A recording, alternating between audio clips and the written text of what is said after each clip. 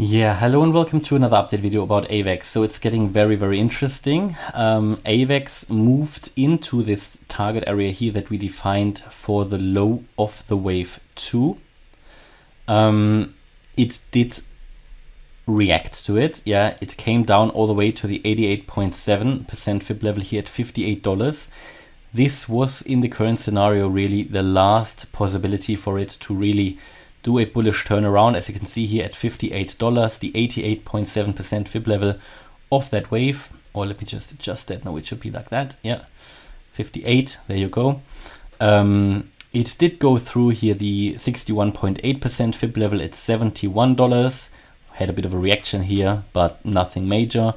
It just went through straight away through the 78.6% fib level at $63, but it now found support, well, actually just below the 88.7. Is this already enough? Now we see buying volume come in, and it is something that AVAX now needs to do. The market has now a good chance to help AVAX to move higher in a 5-wave move. It's at the moment still too early to say that if this is going to hold the $58 level. Ideally it needs to. It's not a problem to drop briefly below the $58 level, and what I said in the previous video, at least the $53 level should hold. In the very worst case here, in the very worst case, the $50 level needs to hold. Yeah, but if you drop below that, then we are talking here about prices between 25 and 41 US dollars for AVAX, yeah. Because if we drop below $50, I have to rework this entire wave count. So what happened so far, I was able to warn you of price decreases. That has happened as expected. We now have to see if this is working out, if this support level is really holding. Again, we don't know. It has a lot of, it's quite a complex chart. There are a lot of 1-2 waves in here. 1-2 setup, 1-2, 1-2. This is another 1-2, and this would be another 1-2, which is at some point it's getting unrealistic. But if it is working out, it is a super bullish foundation for a chart, and gives it a super bullish opportunity to move super high in the next wave, because the next wave or the next larger wave should then be an extended wave, because all of these 1-2s need their 3 and 4 pairs as well. So you really have an extended wave, and that can really mean extended Fibonacci extensions.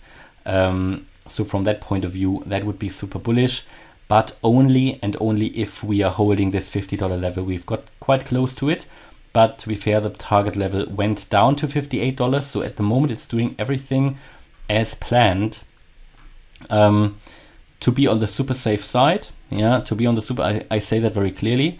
And again, there is never a guarantee, and this is all probabilities. But to be on the safe side, what you would do, you would wait for a first 5-wave move. That would be the first wave in the new uptrend, and a first ABC.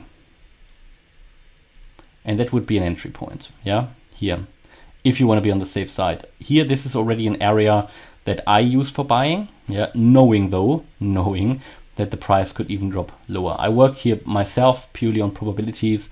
To be on the safer side, it would be useful to wait here for a first 5-wave move up and a 3-wave move down, making a higher low, and then seeing maybe a first bullish sign of the next wave up. That would then give more confidence and give at least a signal that this downtrend here is already over, because when you make a high high and a high low, then a downtrend is broken.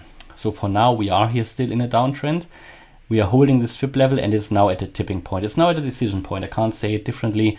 I haven't seen enough yet to gauge and to judge if this is already the support that we need, and if we are moving higher from here. We can't say it yet.